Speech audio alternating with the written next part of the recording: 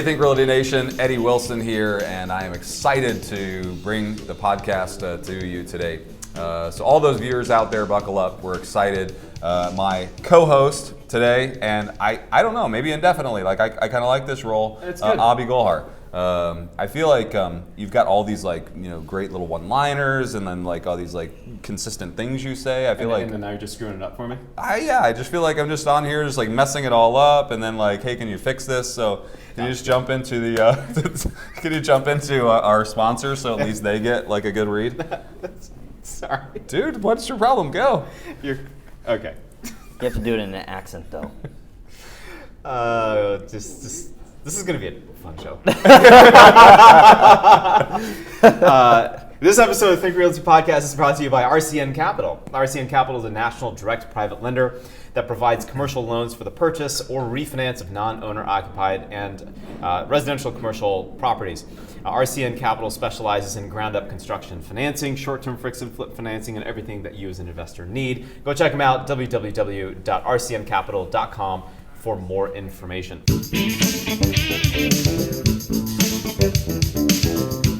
Today we have one of our really good friends, Jason Engelman. He understands everything from single-family turnkey investing, and hey, listen, you want the best bang for your buck as an investor. Jason's your guy, so let's get into it. Jason, welcome to the show, dude. Thanks, guys, for having me. All right, so we've got some really tough questions for you. Eddie, tough questions. You would just jump in? Yeah, you're you take the tough questions. Yeah, you take the tough questions. All right, Jason, so... Have we prepped these questions? I am curious, you've been going at it for a while now. I remember when you were first getting into it and providing the opportunity for investors. Tough question. You've never seen a downturn yet. What are you doing to prepare for a potential downturn for your investors, right? Because you've been at it for 4 or 5 years. How long have you been?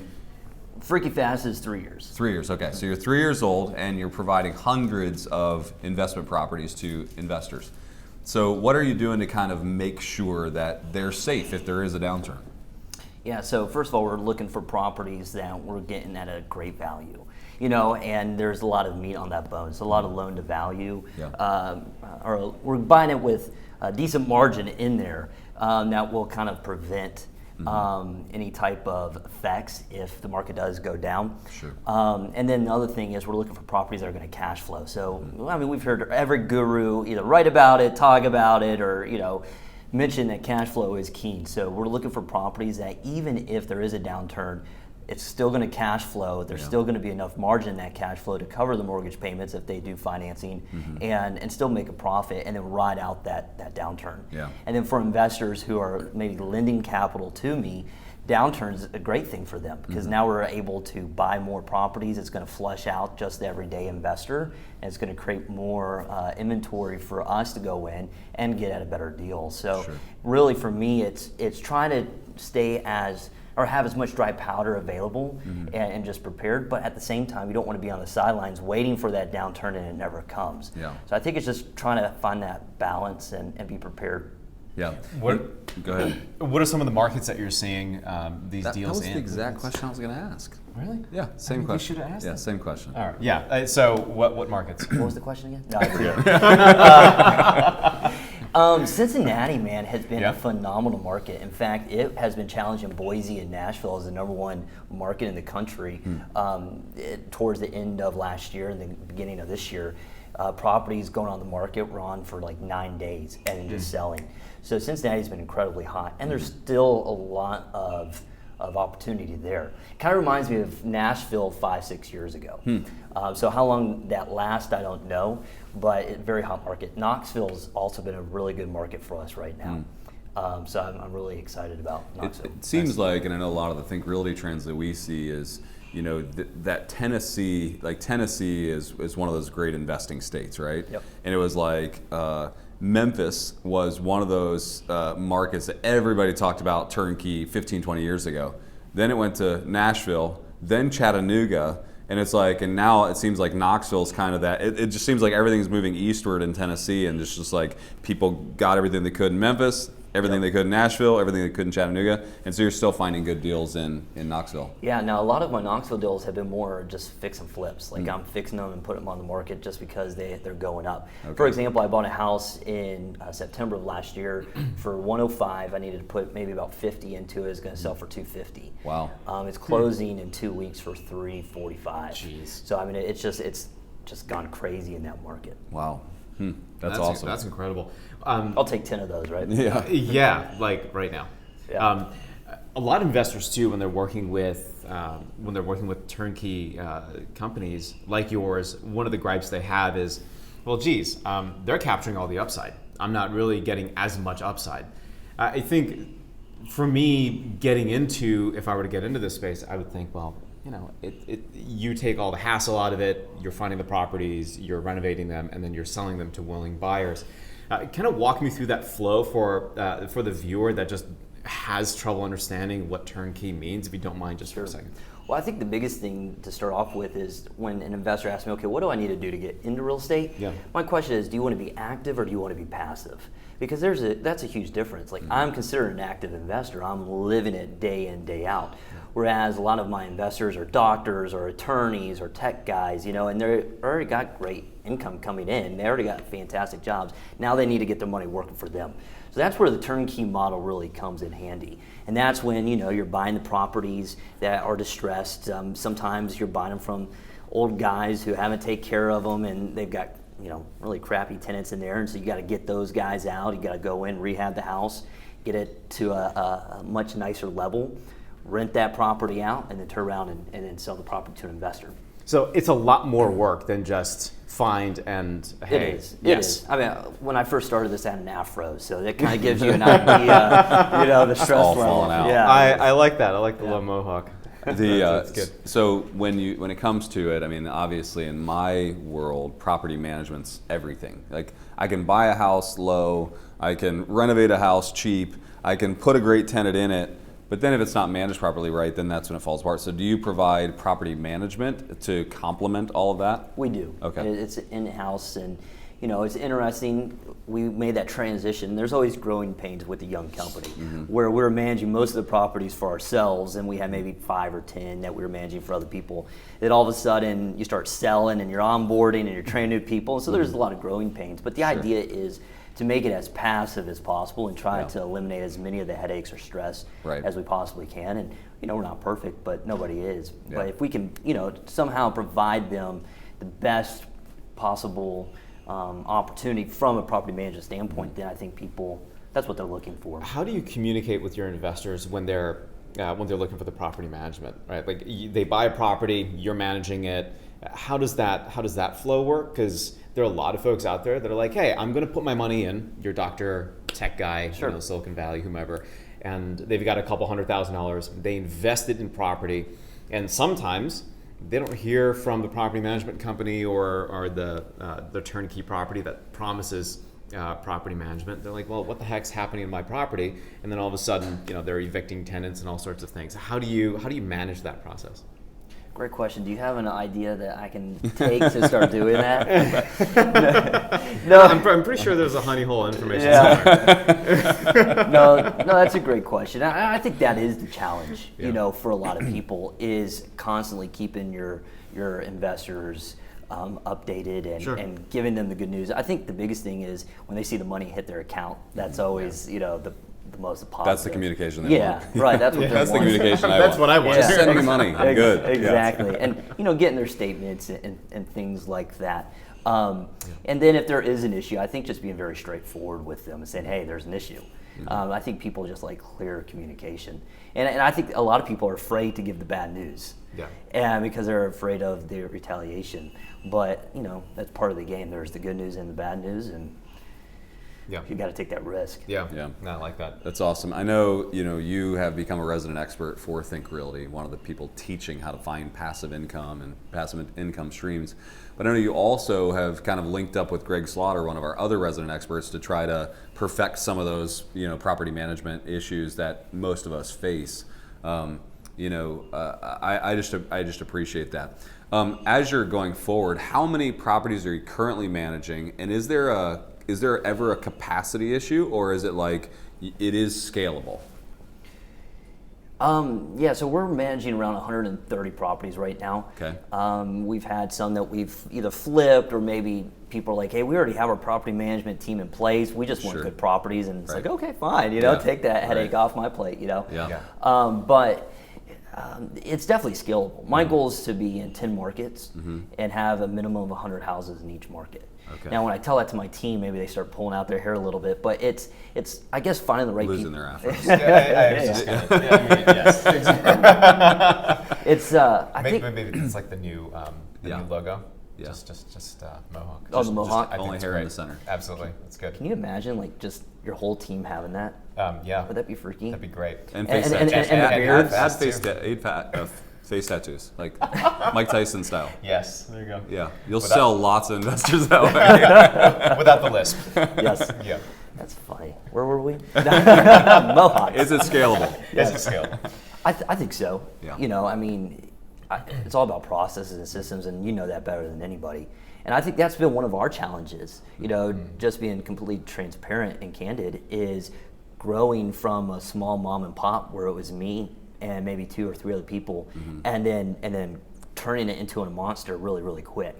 And then it's that challenge. I describe it of we captured the beast, but now we got to build a cage for the beast. And so the whole team is hanging on to the beast. It's like, who's building the cage? So it's that challenge of we're growing and we're managing that growth, but now it's updating the systems and processes. And that is a challenge. So, but it's key and it's important to gain that traction to scale, as you were saying. Yeah, and what I appreciate is that you're aware of it. Not a lot of people are even aware that they have that issue, and the fact that you're addressing it is something that I appreciate, which is super cool. Yeah, well, I appreciate that. Yeah, I like too that you talk a lot about diversity.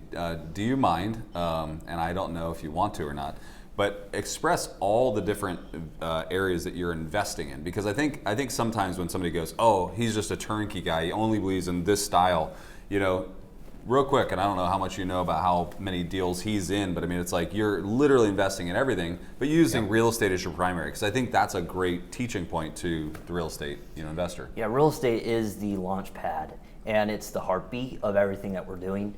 Of course, my wife Tori and her music career as a country artist in Nashville, so we have a music label. And then in real estate in general, we have single family rentals, we have a couple apartments, and then we're building 10 houses in Cape Coral, Florida at the moment, doing a 1,300 acre land deal in Texas, ranch land, and which is incredible just how that market is going up. It's gone up 60%, Texas ranch land sales since August of 2020. Wow. And I credit a lot of that to Yellowstone, I think people are watching Kevin Costner and Rip, and they're like, okay. I wanted to buy a horse and a farm, my wife talked me out of it. You told me about Yellowstone. I'm hooked. Yeah. It's a great show. Don't buy the horse. Don't buy the horse. Yeah. I saw his wife, she left Nashville. She was like tending the cows the other day. So you gotta be careful about this. But yeah, so we've got 50 head of cattle. We've got 5 horses. And wow. So land, and then we also have our private equity that we're investing in. So we've got a couple pizza companies, 3 coffee shops, 2 comedy clubs, and so just trying to diversify. Oh, and then oil. So we have an E&P company, and so we just drilled our second oil well, and that's been really well for us. So we're excited about that. yeah, very It's cool. fun. Man, PE, I feel like there are a lot of real estate investors that are just going into PE, myself included. I love that space. You master systems and processes, and you realize, wait a minute, can this apply it is to anything. this is the universal piece that I'm missing. They learn it while building real estate empires, and then realize, oh wait, I can own a pizza company and still apply the same, And for us, I mean, yes, we are the GP. We're managing them, but for me as one of the owners, it's more of just passive investment for me. Yeah, it's awesome. Well, if I'm an investor, where do I learn more about, say, some of the properties you have for sale, maybe even learn about some of the markets that I should feel comfortable with if I'm out of state? I want to get to know Knoxville, Tennessee. Yeah, freakyfasthomebuyersandinvestments.com. freakyfasthomebuyersandinvestments.com. Oh, actually, that's the name of our company, but the website is free. I'm like, it's not here. That's It's the not the longest URL I've ever heard of. Find this. It's not the, right. It's not the, it's It's freakyfasthomebuyers.com. There you go. And you're on social, and they can find you on social as well? Yeah, Instagram at the, what is it? No, at thegreatjparker.com or jparker.com with the @ sign. So, Think Realty Nation, you want to learn more about Jason, you want to learn about the inventory, freakyfasthomebuyers.com has available. Check it out, freakyfasthomebuyers.com. Jason, this has been fun, learning about the markets, learning about just also your perspective on where you need to get better, but then also where investors can get better and what they can do to diversify their portfolio. So thanks a lot. Yeah, absolutely. Thanks for having me, guys. All right, you got it.